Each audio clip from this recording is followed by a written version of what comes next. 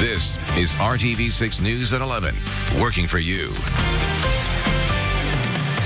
Now at 11, there's an hour left for anyone still packing up and moving out of the I-70 mobile home park. It is the end of the line after 6 months of RTV6 coverage sparked by residents who reached out to us for help.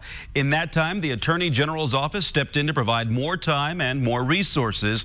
And RTV6's Cameron Riddle has been pushing for a resolution for residents since August. Tanya Clark has been a vocal resident of the I-70 mobile home park. Blue Lake says they're coming in at midnight tonight and cutting the power lines and the water lines. And we had a sheriff there yesterday that said that they were coming through and sweeping at midnight, and anybody that was in here was going to jail. Tonight, she's up against the clock, working to pack and load everything she plans to take with her into the back of a moving truck. Clark moved into the park last May and paid her lot rent for a year until she and the other park's residents were told they would have to vacate the property last fall. I took the rent money that would have been going to Blue Lake while we were waiting on our court hearing and everything, and moved it from one account to another and pretended it wasn't there, just like I'd paid my rent every month. And then I added the check from the Attorney General's office to that to purchase another trailer so I'd have a place to move. But in order to get enough time and money to find a new place to live, Clark had to take a stand, becoming vocal, fighting to get back the money she and her neighbors paid for their mobile homes. 6 months later, her persistence has made the difference. I'm tired of being low man on the totem pole and being walked on by everybody because I don't have a fancy job and my body's falling apart and I can't go out there and work every day and make the money. I got to do what I can do, and I do the best I can. Clark is now looking forward to a few days of rest and starting a new chapter after some of the most exhausting days of her life. It isn't enough running to the Attorney Generals and the trustees and here and there and everywhere. Then you got to run to every house that's open and every apartment that's open and fill out thousands of applications and waste thousands of application fees in money that you don't have just trying to put another roof over your head.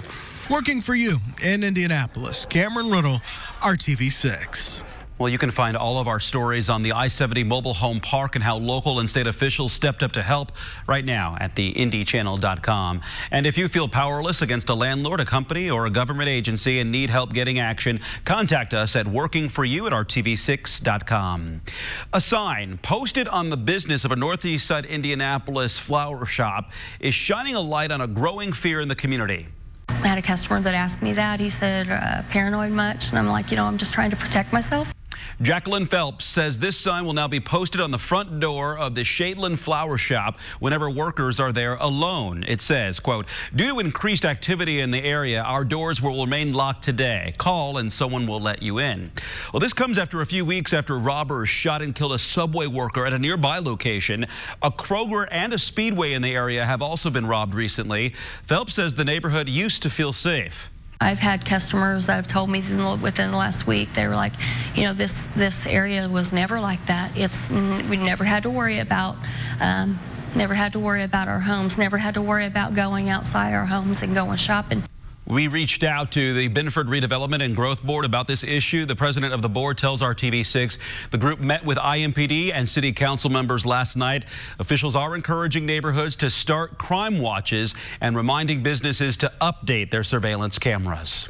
A 15-year-old boy accused of killing a brother and sister on the northeast side of Indianapolis will be tried as an adult. Lumetrius Sanders faces murder charges in the deaths of 16-year-old Nicholas and 15-year-old Ashlyn Nelson.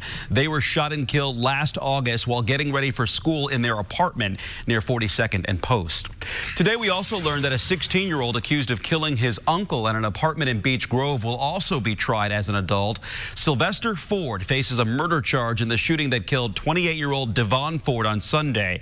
Investigators say the teen initially said that intruders shot his uncle, then later admitted to the shooting, but claimed it was an accident. I think people have opinions and they want to be involved in different ways.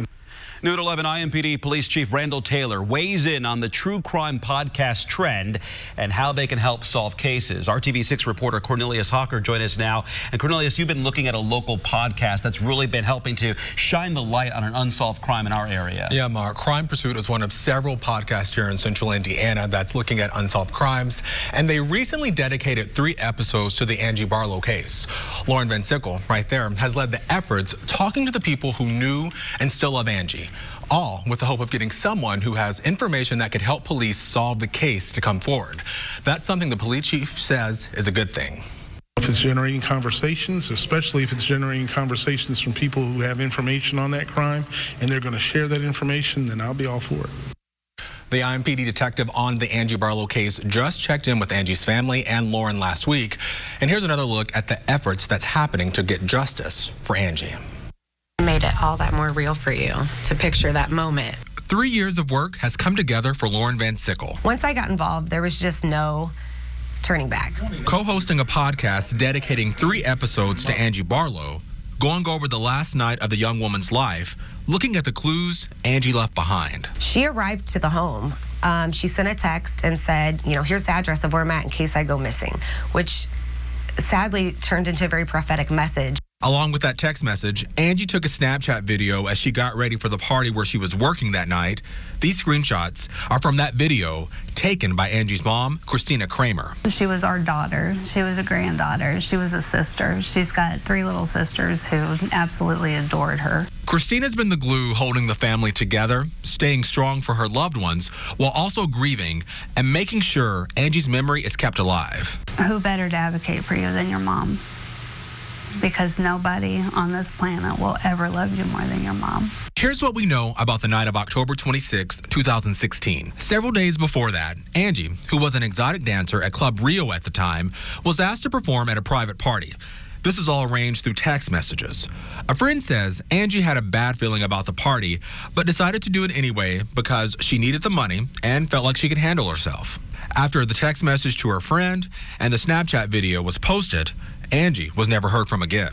The private party took place at the Landmark Apartments on Indy's north side. Video from security cameras show Angie's car leaving the complex around 3:30 a.m., 4 hours after she showed up to the party. Her car was followed closely by another one. Neither Angie's friends, family, or police believe she was the one driving it. Are they willing to go to prison for the rest of their lives for people who murdered someone? Christina is talking about other people who were at the house party who may not have known what was going to happen till it did. It's coming to a time where you probably need to start trying to save yourself.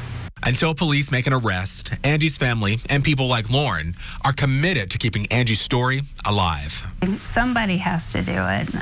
The missing and murdered can't speak for themselves. All the stories we've done, along with the Crime Pursuit podcast, will be up on our website, theindychannel.com, so you can watch, listen, and share, hopefully reaching someone that has information on this case. Several changes arrive to start out the weekend. Clear and cold in the morning. That's not a change, but I'll show you what happens in the afternoon. Pack Jam Friday night, no other place to be than right here at RTV6. Week 11 of Hoosier Hoop Hysteria and a bunch of good games, including this one here at Monrovia as they take on Lebanon. A rare meeting between the two.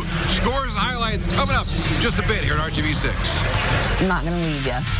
I was like, I have a baby to get home to. I was like, you might have a baby.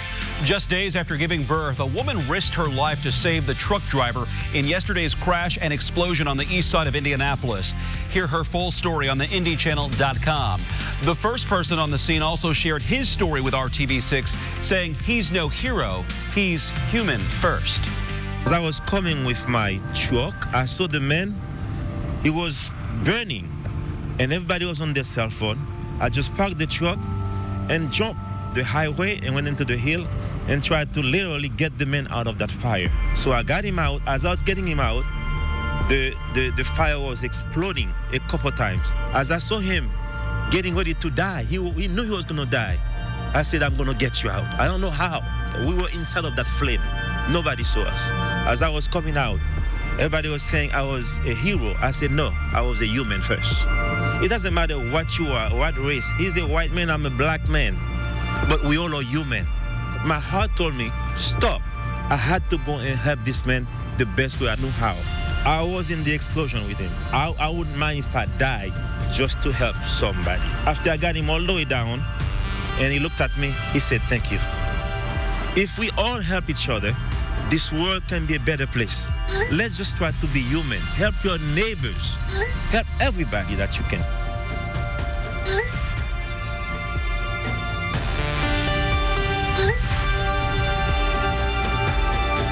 Dream Mattress Studio at Value City Furniture.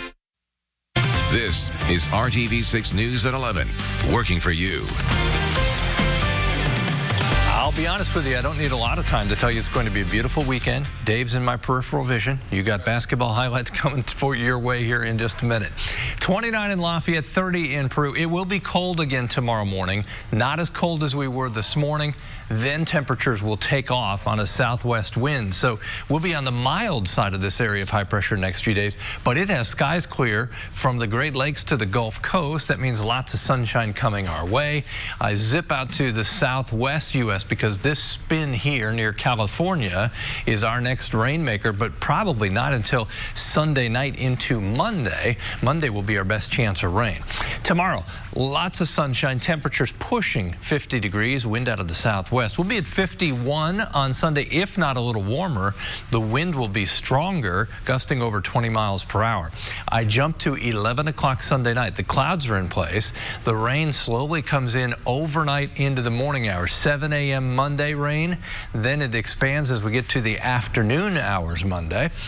Back to tomorrow, lots of sunshine. The southwest wind will gust to 20 miles per hour, bringing in the warmer temperatures. By noon, we're at 41. Afternoon highs almost to the 50-degree mark. As you look at other high temperatures, keep in mind, average high this time of year, 42. Sunday, more clouds in the afternoon, but these are mid to high level clouds. Notice the temperature does peak in the low 50s, and that wind will be stronger out of the southwest, gusting over 20 miles per hour. Temperatures for all of us in central Indiana right at 50. Monday, wet week, or at least a wet start to the week, 45 degrees, temperature at 46 with the chance for rain diminishing a bit on Tuesday. As you look at Wednesday, cold enough for a rain-snow mix with temperatures in the 30s. We'll be in the low 30s Thursday and Friday. That was to the point and concise. It's time for basketball now. From RTV6 Sports, this is Hoosier Hoop Hysteria. Well, here we go. Just a couple of Fridays left in boys high school hoop. In fact, sectional semifinals in just 2 weeks. Before that, though, some loose ends with some conference championships on the line, beginning with the HCC, the outright conference title on the line for Brownsburg. Win and they're in, lose, and they share it with Hamilton Southeastern. HSC and White working into Memorial, but Jock, 7-footer finishes with the flush. There's a theme tonight. The Royals working it inside. DeAndre Rhodes beating and banging. Hamilton Southeastern scored the first 12 points of the game. Back come the Bulldogs. Second quarter here, Luke Lacey with the steal, hoop and harm. Then it's Tyree Lackey working around. But Jock, that's not easy to do. A 7-footer. Game tied at 22 at the break. Brownsburg opens the third. Jacoby McGowan steps up to drain the triple, but it's tight the whole way. Another Royal flush in the end. Rhodes the block on one end, but Jock with the dunk on the other. Hamilton Southeastern wins it 37-35 as the Royals improve to 16-5 and get that share of the HCC title with Brownsburg. On our seniors night, I thought they came out and started the game great. I mean, we get off to that lead, but I mean, that's where you give Brownsburg a lot of credit. They were a little short-handed, but they kept fighting. We've been down and found ways to win. We did the same thing tonight. We got down 5. We made some key plays, and we got that energy back up and was able to find a way to win. A nice win for the Royals. To the mix tonight, Jack Kiefer and 4 number 2 Lawrence North, hoping to clinch a share of the conference championship. Hosting Pike, Lynn not messing around tonight. Shamar Avance gets behind the pick, wide open, drains the 3-ball. He had a game by 25 tonight. Wildcats up 9, just 4 minutes into the game. A little defense and offense, and the alley-oop to Tony Perkins. The Iowa recruit with 14 tonight, and immediately off the inbounds, Omar Cooper Jr. with a little hanger in the lane. LN, just like that, up 13. They go on to win it 76-48, pick up a share of the McChampionship, sharing with Lawrence Central as the Wildcats improve to 20-1. Well, when it comes to 4A, there's been no stopping Bloomington South this season. Undefeated heading into the night, armed with their 5th straight conference championship, and Bloomington North having their best season in over a decade. Brad Brown in Bloomington tonight for the Cougars and the Panthers. Senior night, the home finale at Bloomington South. Are the Panthers the best team in the state? They certainly looked like it again tonight, with many of those seniors leading the way. Noah Jagger with this triple in the second quarter. The Panthers getting off to a 23-9 start. Anthony Leal is one of the state's best players. The IU commit spins and scores. The lead grew to 20. 3 more for the South seniors. This time it's Cody Doig coming off the screen. The Panthers scored 22 points in a 4-minute stretch. James Bamba, another senior, scored in the post as the halftime buzzer sounded. South had a 28-point lead when they went to the locker room. One of their juniors had a hot hand as well. That would be Joey Bamba. He scored 11 straight in one stretch, and there's a lot to like when you watch Bloomington South. Connor Hickman the steal, the slam dunk finish. Panthers improved to 21-0 with an 84-42 win, the 3rd time they've won by 40-plus this season. They have a pair of road games to close out the regular season next week. A casual Friday night for the kids at Bloomington North. The Cougars bringing a 6-game win streak into the evening, but Columbus North took the lead with an 11-0 second quarter run. They got hot from the corner. Jacob Trusina knocks one down, and then next time down the floor, Reese Harmon gets another. The Cougars would settle down soon after that. Isaac Vencel steps up. He hits from 15 feet as North retakes the lead. Then the threes started to fall at this end. Freshman Jaqueline Roberts gets open. He hits a triple. Next time down the floor, Nate Toohill gets one to fall. Vencel had the assists on both of those. North finishes on top 82-63. They've got an 18-4 record now, winners in 9 of their last 10. In Bloomington, Brad Brown, Hoosier Hoop Hysteria. What an act. And Bloomington back in town, tuning up for the postseason. Cathedral hosting Ben Davis. Tight game into the 4th. BD, of course, in purple. Jamari London to take down the lane. Giants up 2 with 6 minutes to play, but here comes Cathedral on a run. The layup doesn't go. Ryan Trusser sitting there outside there. He's giving the ball. They do, and he delivers. Irish up 4. Then, how about the drive here by Vincent Brady? All of a sudden, it's a quick 9-0 run by Cathedral, and a decisive one. Cathedral with a nice win at home, 64-50 as they improve to 16-5. And speaking of conference championships, still some dreams in play in the Southwest side, and a winter homecoming to boot. It's all a part of Week 11 of Dave's Home Video. It is one of the great gyms in all of Indiana. We're talking about Branch McCracken's Memorial Gymnasium here at Monrovia with the Bulldogs. Bit of a roll right now. They won 6 of the last 7 and still very much in play for the Indiana Crossroads Conference Championship, and led by that man right there, Josh Smith, who just committed to Stetson. Should be a good one here tonight. And for the candy stripe crowd, there you go. Lebanon. A little gold and black. I'm in. Digging it hard. I thought this was going to be good. Didn't know how good. It went to overtime. Josh Smith here with the jam. And Monrovia's up 2. Lebanon forcing a second overtime with the free throw line. So in the second OT, Jordan Hovius here launches the 3-ball. Game tied at 60. Then under a minute to play. Look at the passing here. Finding Michael Reese for the bucket. Monrovia had a chance to tie it at the line, but it's advantage Tigers from there. Lebanon wins it 65-61 as they improve to 12-9. Well, rarely do you come to a high school basketball game and the place is really kind of quiet, but that's exactly the case here at Plainfield High School as they take on Franklin. It's because it's a dance show going on. Halftime, by the way, as the Quakers are down by 2 at the half. Plainfield's had a really good season. They won 7 of the last 8 games and still in play for the Mid-State Conference outright championship. In halftime show's pretty good, too. It was good. Good stuff from the elementary kids. Plainfield in white. Pretty simple cut. Pass. Cale Vanderbush into Kate East for the 10-foot jumper. Moments later, this time it's East. Waiting, and finally cutting Ian Scott for the land. Tie game. Franklin kept the heat on. Drew Byerly. Oh, he's a pretty good football player. Into John Shepard and won, but Plainfield, big second half. They win 60-43, pick up a share of the mid-state title along with Greenwood. Wrapping up Dave's home video in week 11 of Hoosier Hoop Hysteria. A lot of fun tonight. NBA tonight. Pacers cranking things up after the All-Star break, trying to make up for the six straight games that they blew just before the All-Star break. Starting things off against the Knicks. Pacers in New York and a New York state of mind. Victor Oladipo, no more minute restriction. This is a problem they'll watch him third quarter on defense. Takes a pop from Damian Dotson, goes to the floor, apparently tweaks his back in the process, left the game, did not return with back tightness. Had 8 points in 25 minutes. No mind, though, didn't need him. Domas Sabonis.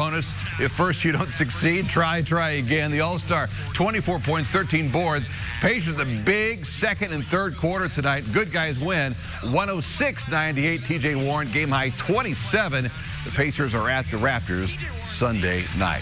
Hey, finally tonight, first and foremost, programming note. Sunday, right here on RTV6 at ABC, a look back 40 years after the famous Miracle on Ice. The 1980 U.S. Olympic hockey team, as a group of kids, knocked off the heavily favored Soviet Union. Jeremy Schaap hosts SportsCenter special Miracle on Ice at 40. Sunday at 2 here on RTV6. That's one of those moments you remember exactly where you were 40 years ago. When it happened. Crazy to think it's been 40 years now. Wow. I remember it. Yeah. I remember it. Yep. 55, so I was 15. You were 15. Somewhere. Yeah. I was in diapers. Yeah, really. Maybe I was. We'll be right back. Toyota. Let's go places. New at 11, Indiana senior senator is reaching across the aisle in support of state lawmakers focused on saving the lives of mothers and babies. RTV6 was there last month when State Representative Vanessa Summers announced she's forming a maternal health caucus.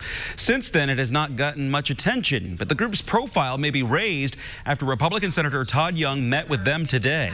Indiana's numbers are just as bad or worse than Vietnam and Iraq. That cannot exist any longer. So I think with us together, him on the federal level and me on the state level, we could come up with some things. We're going to call it the intersection of state and federal.